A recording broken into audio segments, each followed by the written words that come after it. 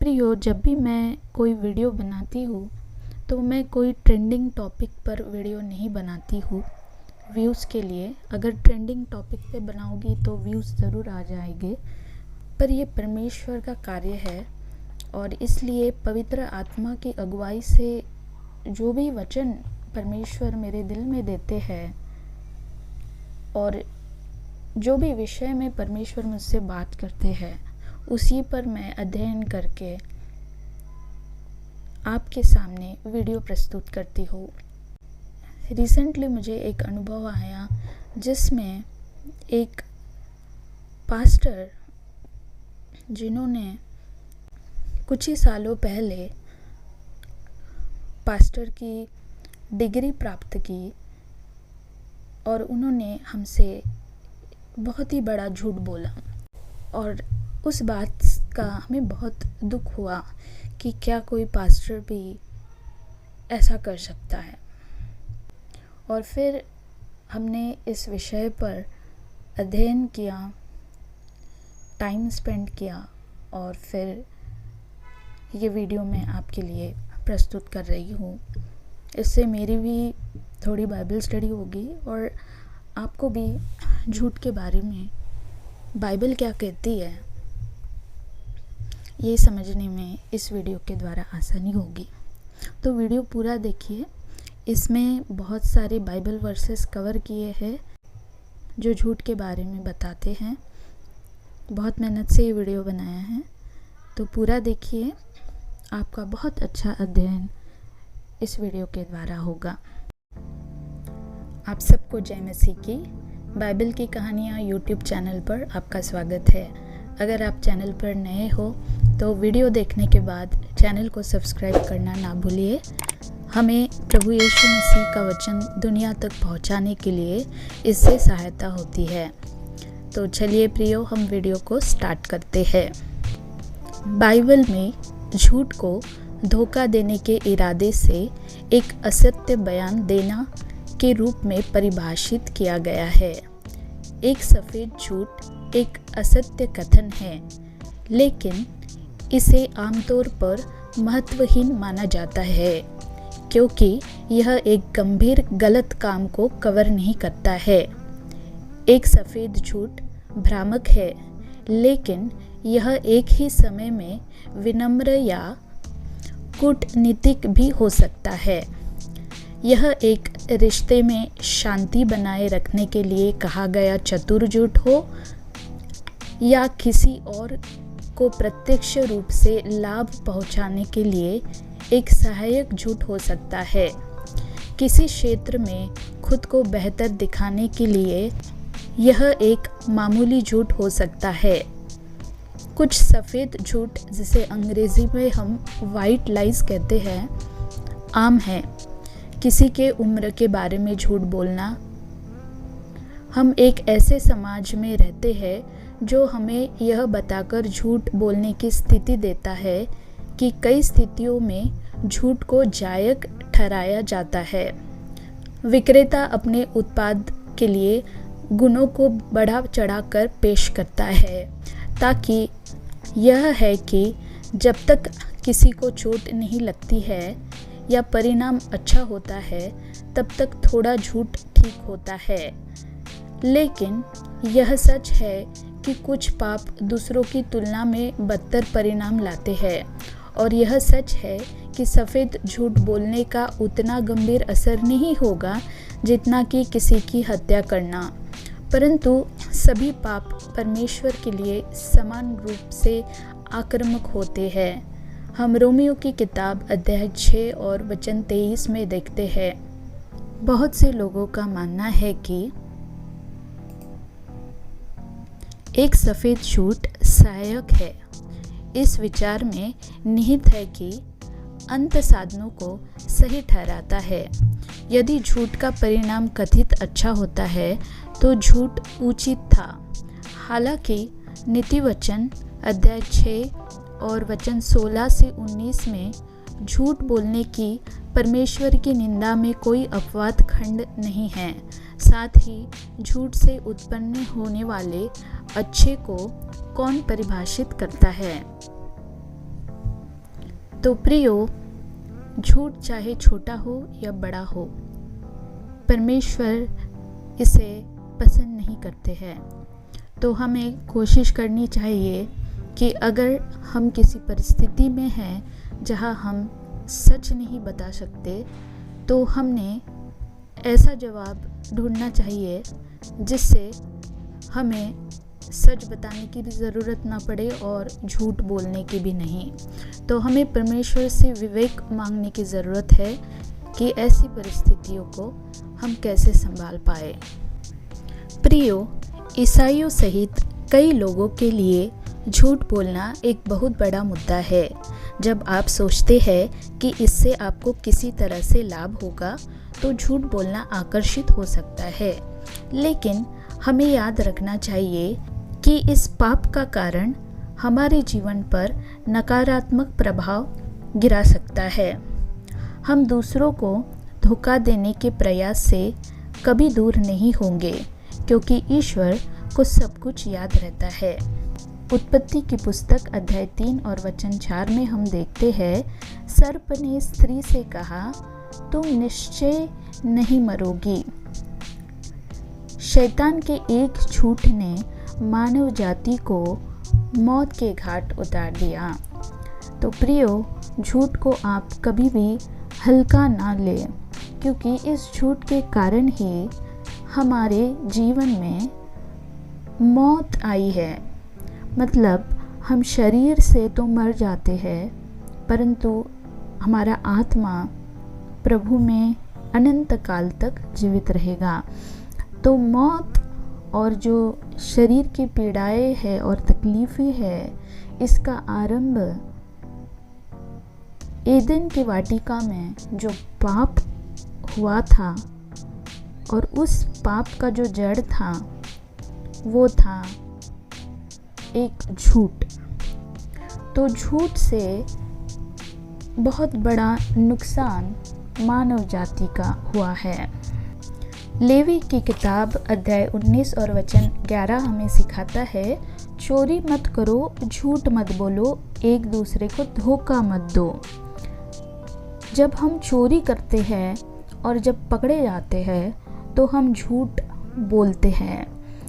इसलिए ऐसा कुछ भी काम मत करो जिससे आपको झूठ बोलना पड़ सकता है।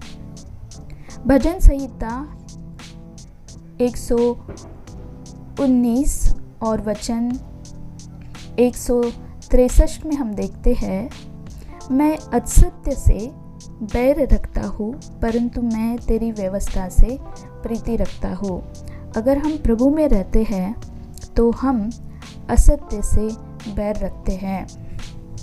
उपदेशक की पुस्तक अध्याय 12 और वचन 22 में हम देखते हैं, यहोवा झूठे होठों से घृणा करता है, परंतु वह विश्वास योग्य लोगों से प्रसन्न होता है। हमारे होठ बाहर से कितने भी सुंदर दिखे, पर हमारे होठों से जो शब्द बाहर आते हैं, अगर वो झूठे हैं तो परमेश्वर उससे घृणा करता है। उपदेशक की किताब में आपको झूठ के विषय में कई सारे वचन मिल जाएंगे। अध्याय 13 और वचन 5 में हम देखते हैं, धर्मी असत्य से बैर रखता है, परंतु दुष्ट अपने में दुर्गंध लाते और अपने आप को लज्जित करते हैं। जो भी झूठ बोलते हैं वो लज्जित ज़रूर होते हैं। और अध्याय 14 और वचन 5 में हम देखते हैं, एक ईमानदार गवाह धोखा नहीं देता है, लेकिन एक झूठा गवाह झूठ बोलता है। तो हम अदालत में देखते हैं कि जो ईमानदार गवाह होता है वो कभी झूठ नहीं बोलता है और उसे झूठ बोलने की ज़रूरत भी नहीं पड़ती है, क्योंकि वो सत्य के साथ खड़ा रहता है। उपदेशक की किताब अध्याय 17 और वचन 7 में भी हम पढ़ते हैं, वाक्यपटु होठ एक ईश्वर विहीन मूर्ख के लिए अनुपयुक्त होते हैं, एक शासक के लिए झूठ बोलने वाले होठ कितने बुरे होते हैं। क्या झूठ बोलना पाप है? झूठ बोलने के बारे में चलिए आगे हम देखते हैं बाइबल क्या कहती है। बाइबल में 10 आज्ञाओं में से झूठ को पाप के रूप में सूचीबद्ध किया गया है। तू अपने पड़ोसी के खिलाफ झूठी गवाही नहीं देना। निर्गम अध्याय 20 और वचन 16 में हम देखते हैं। हमें झूठ नहीं बोलना है, जो सत्य है उसके साथ हमें रहना है। प्राचीन काल से झूठ को पाप के रूप में देखा जाता था। यह अदन की वाटिका में, जो हमने अभी कहा था, सर्प के झूठ की निंदा हम देखते हैं उत्पत्ति 3 अध्याय में, और उस पर परमेश्वर का न्याय हमें स्पष्ट रूप से देखता है। जब अब्राहम ने सारा को अपनी पत्नी के बजाय उसकी बहन होने के बारे में झूठ बोला, तो उसने उसे लगभग खो दिया था। इसके बजाय परमेश्वर ने हस्तक्षेप किया और उन्हें इस स्थिति से बचाया। तो कई बार परमेश्वर हमारी ज़िंदगी में हस्तक्षेप करते हैं और हमें बचाते हैं। हालांकि इसे स्पष्ट रूप से गलत के रूप में देखा गया था, क्योंकि झूठ बोलना ही वास्तव में एक गलत बात है। उत्पत्ति का अध्याय 12 और वचन 18 से 20 में हम पढ़ते हैं, पवित्र शास्त्र कई अन्य तरीके से प्रदान करता है जिसमें झूठ बोलना पापपूर्ण है। नीति वचन अध्याय 26 और वचन 28 में हम पढ़ते हैं कि जिसने किसी को झूठी बातों से घायल किया हो वह उससे बैर रखता है, और चिकनी चुपड़ी बात बोलने वाला विनाश का कारण होता है। झूठ बोलना अंततः शैतान का काम है। यीशु ने ये सिखाया है। जब हम यूहन्ना की पुस्तक अध्याय 8 और वचन 44 में पढ़ते हैं, यीशु जब यहूदियों के साथ संवाद कर रहे थे, तब यीशु ने कहा, आप अपने पिता शैतान के हैं और आप अपने पिता की इच्छाओं को पूरा करना चाहते हैं। वह तो आरंभ से ही हत्यारा था और सत्य को पकड़ न रहा, क्योंकि उसमें सच्चाई नहीं थी। जब वह झूठ बोलता है तो वह अपनी मूल भाषा बोलता है, क्योंकि वह झूठा है और झूठ का पिता है। झूठ ये बहुत ही गंभीर विषय बाइबल में माना जाता है, पर इस पर हम बहुत ही कम संदेश देखते हैं। पर बाइबल में झूठ बोलना बहुत ही गंभीर बात बताई गई है। झूठ बोलना परमेश्वर का न्याय ला सकता है। प्रेरितों की पुस्तक में हम देखते हैं अध्याय 5 और वचन 3 में पतरस ने प्रारंभिक चर्च में 2 विश्वासियों से पूछताछ की, जिन्होंने उनके द्वारा दी गई भेंट के बारे में झूठ बोला था। तो प्रेरितों की पुस्तक अध्याय 5 और वचन 3 में हम देखते हैं, तब पतरस ने कहा, हे हनन्या, यह क्यों कर है कि शैतान ने तेरा मन इतना भर दिया है कि तूने पवित्र आत्मा से झूठ बोला है, और जो रुपया देश के लिए मिला है उसमें से कुछ अपने पास रख लिया है। प्रियो, जब हम बपतिस्मा लेते हैं तो हम नया जीवन पाते हैं, और हमारे अंदर का जो पुराना स्वभाव है वह मरना बहुत ज़रूरी होता है। हम कुलसियों की पुस्तक अध्याय 3 और वचन 9 में पढ़ते हैं, एक दूसरे से झूठ ना बोलना, क्योंकि तूने अपने पुराने प्राण को उसके कामों में उतार लिया है। तो झूठ बोलना पुराने स्वभाव का हिस्सा है। ईसाइयों को झूठ बोलना बंद करने के लिए बुलाया गया है। पॉल ने कहा है, सच बोलना पड़ोसी से प्रेम दर्शाता है।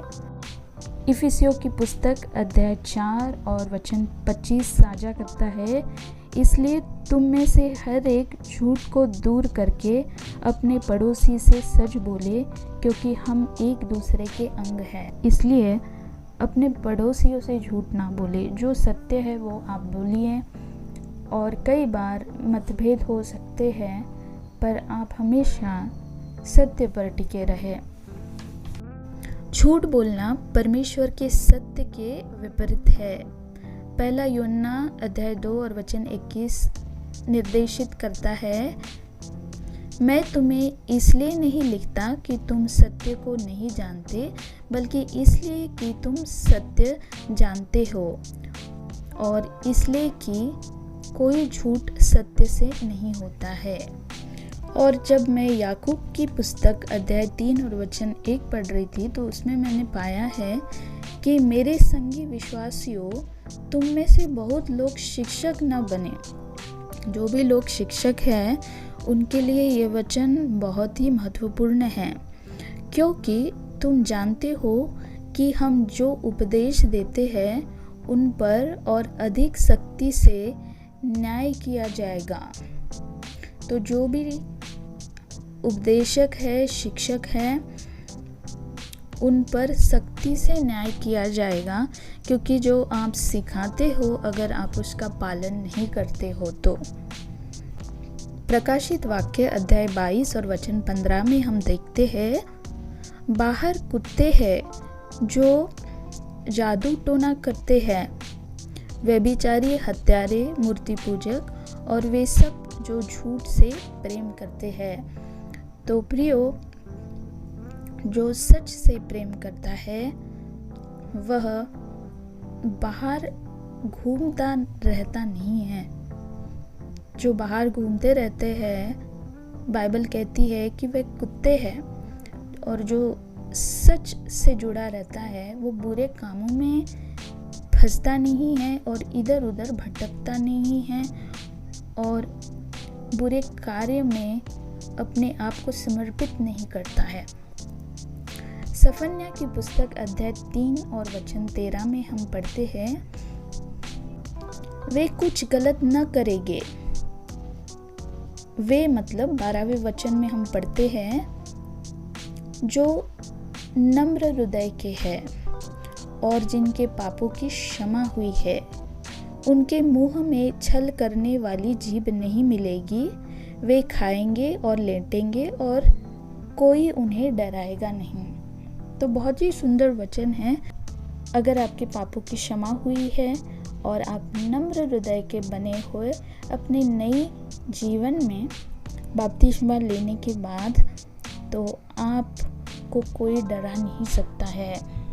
इसलिए भाई और बहनों, झूठ कभी ना बोले, क्योंकि परमेश्वर झूठ से घृणा करता है। अगर हम मसीह का प्रचार करते हैं तो हमें झूठ का आधार लेना नहीं चाहिए अगर हमें कुछ पाना है हमारी ज़िंदगी में। आशा करती हूँ प्रियो, आपको झूठ बोलना कितना गंभीर है इसका संक्षिप्त विवरण इस वीडियो में मिला होगा। मिलते हैं एक नई कहानी के साथ। तब तक के लिए आप सबको जय मसीह की।